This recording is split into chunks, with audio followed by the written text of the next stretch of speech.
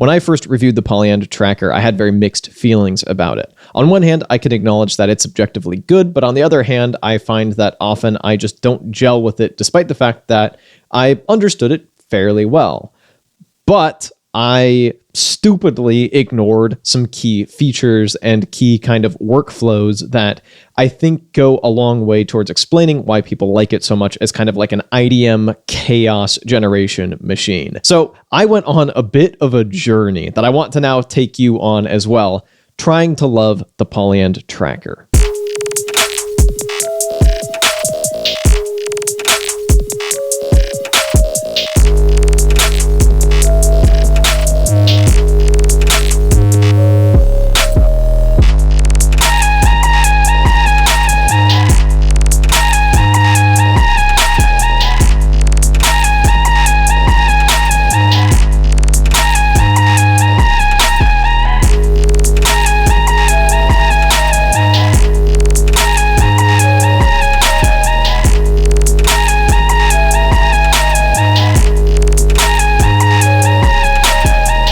So I think the biggest oversight of my review was the fact that at that point, I kind of just ignored the fill function. And if you're not familiar with what that is or what that means, I'm going to show you. It's actually pretty straightforward, but quite powerful.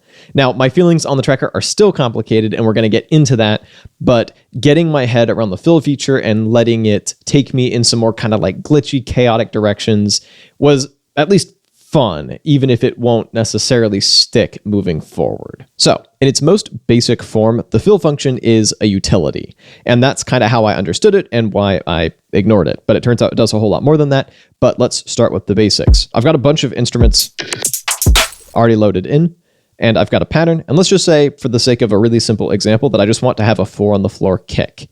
First of all, before I do anything else, I'm going to hold down Shift and hit the up arrow while I'm at the top of the pattern. And you can see that that has selected all of my steps in this pattern. And now I've deselected it. I'm going to hit record. And now the fill ability has lit up. So remember, I have all these steps selected.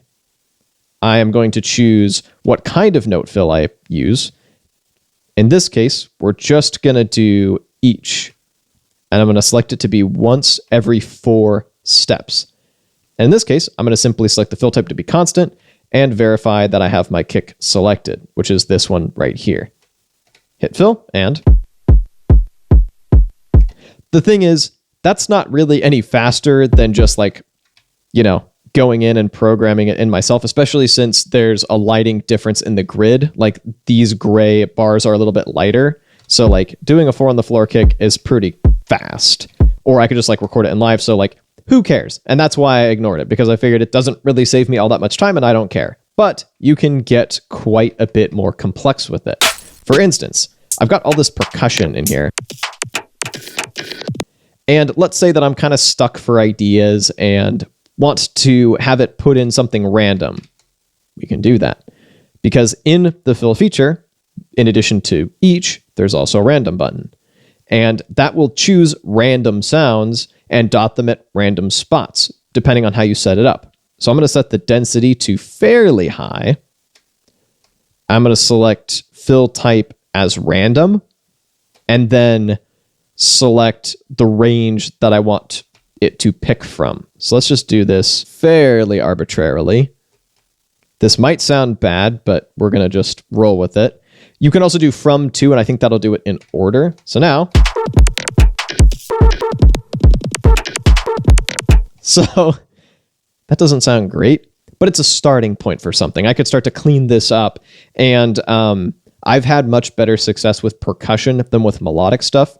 You're going to hear a few examples of me trying to use the random fill feature to do melodic stuff with mostly meh results, but I'm going to show you that in practice in a second.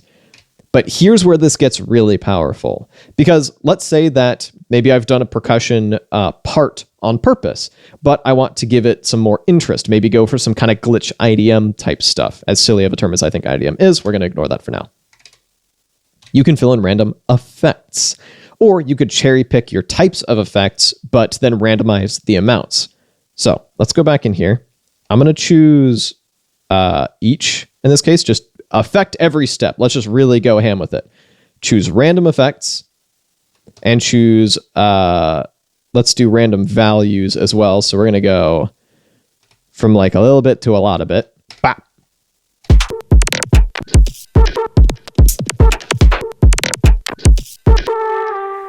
That little sample there is not really working, but hopefully you can see how this can get pretty interesting pretty quickly. And that is in fact what I have done in pattern 1, which is the beat that you heard in the intro. So I'm going to play my kick snare track.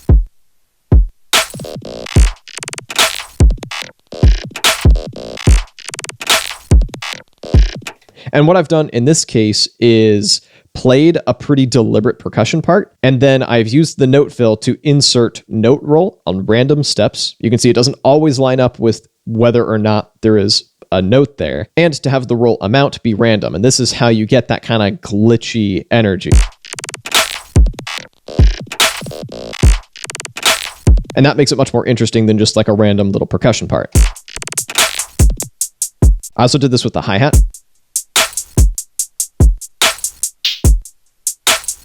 With a bunch of random effects, which is just okay. That turned out adequately, I suppose. And then from there, I had this really solid base of percussion. And so from there, I just started building. Basically like I would with any other track. And the fact that you have your sample loader and can load in as many samples as your project memory will allow does put this apart from things like, say, the circuit rhythm, which is restricted to individual little discrete packs. That's pretty nice, and I did find myself in a pretty creative session. As well as indulging in some fun kind of like LFO stuff.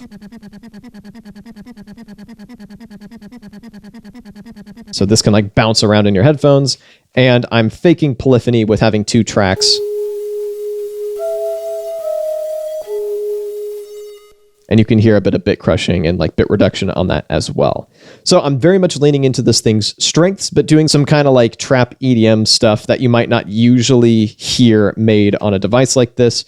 And the merger of the kind of like old school IDM approach and the new school like bass head approach actually worked quite well for me. And that's why I used it as the beat in the intro, because this is the prime example of where this thing really shines, at least for my own personal music production process. I should also mention that because of the size of this device, it's a surprisingly good travel device. Like I did a bit of traveling and just put it in my backpack in like the laptop slot because it's thin, it's got a really low profile, it fit in easily without like taking up too much space. I've noticed my jog wheel has worked a little less well ever since, so that's probably a dumbass move on my part in the long term. But all I needed was a USB-C cable and a portable little battery pack, and I was good to go. So that's probably the best beat that I've ever made on this thing. Here's my first attempt at using note fill for some more like creative effects, and it's definitely a bit much.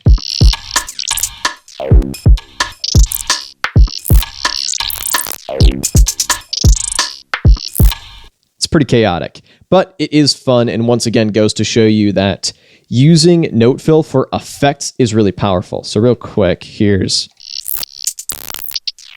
I gotta use all roll once again here.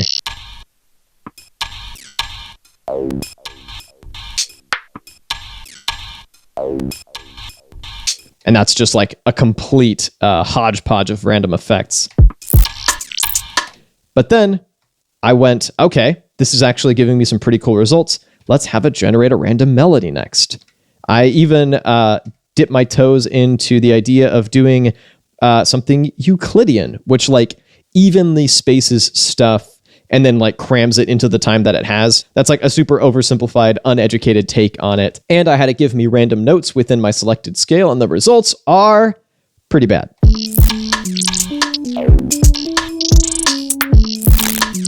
So I went, oh, well, maybe that's a fluke of mediocrity, which could be a band name.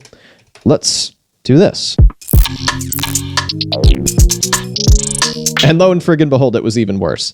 So that's a shame. I'm sure that you could get some usable results from doing like random notes and such, but it's going to be an uphill battle. But at this point, bad melodies aside, I was pretty emboldened at my success and kind of leaning into what makes this device stand out amongst its peers and what it seems to want of me, if that makes sense. This beat didn't really like go anywhere, but it's like a fun little groove at least, and it leans into like the step-based nature of the workflow, and once again, using the fill for some interesting effects.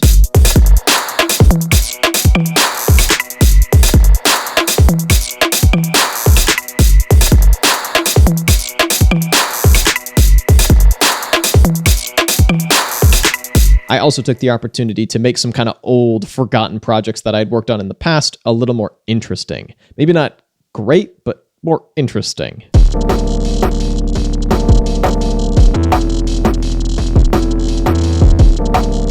Kind of like lo-fi meets drum and bass. And as you can see, I'm a big fan of the random placement of note rolls. And I did promise you one example of the random notes working out okay.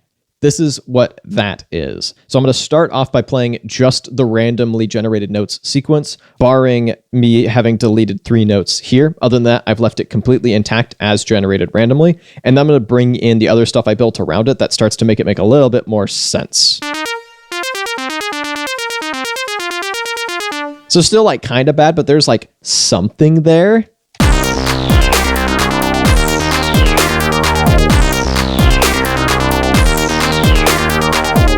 And that's still pretty bad, but hopefully it at least like makes a bit more musical sense. And you could probably clean this up into something listenable. Maybe. And it was at this point that the novelty of the note fill feature and all of its crazy possibilities had kind of worn off a bit. I was having less kind of beginner's luck in getting something good out of it and starting to find myself bumping up against a wall. But at this point, I was kind of into the groove of making music on the tracker. So I decided to drop that angle entirely and just make a beat on it as if it was any other device, just to prove to myself that I could, and it worked out all right.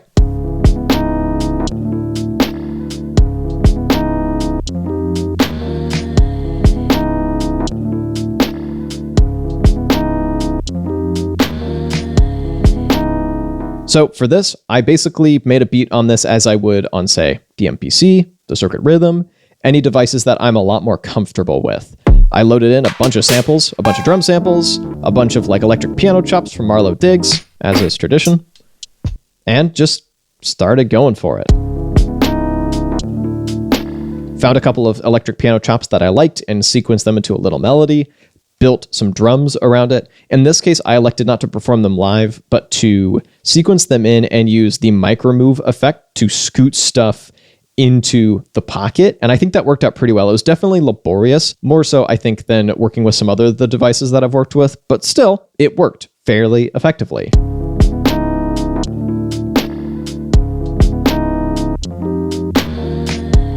I had enough tracks to get in there what I wanted. I was able to get some kind of nice groove out of it and all the sound shaping capabilities that I needed. And so, you know, if this was all I had, I absolutely could use it. It might make beat making feel a bit more like a chore, but I absolutely could use it for that. And like, I don't regret choosing this over the Digitakt, but I still feel that friction there. When I reviewed this thing originally, I said that it's good, but weird, and I still stand behind that. It is objectively good, but I don't know if it's quite meant for me.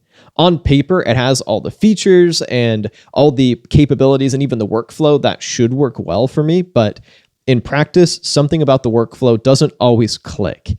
I think I've been able to give it a much fairer shake this time and really capture, I think, some of the stuff that this does uniquely over some of the other gadgets I have on that shelf behind me. But still, my feelings on it are complicated.